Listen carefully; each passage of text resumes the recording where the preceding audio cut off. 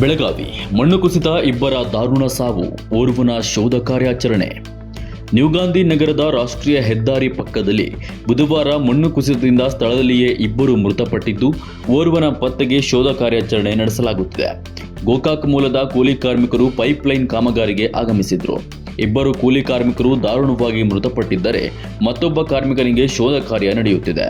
Malamaruthi police ಠಾಣಾ ವ್ಯಾಪ್ತಿಯಲ್ಲಿ ಘಟನೆ ನಡೆದಿದೆ.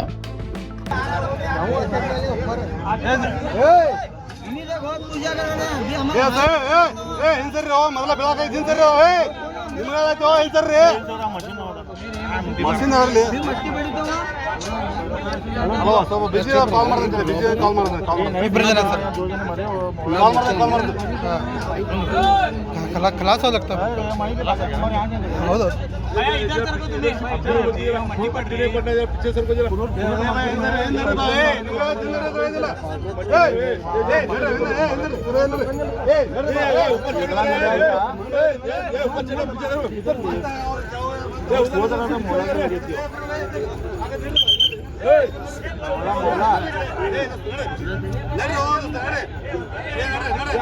कांगे बाहर के लिए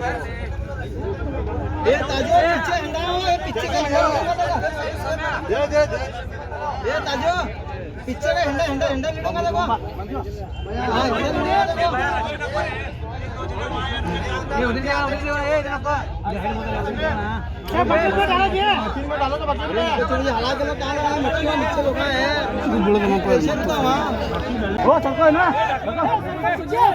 हाँ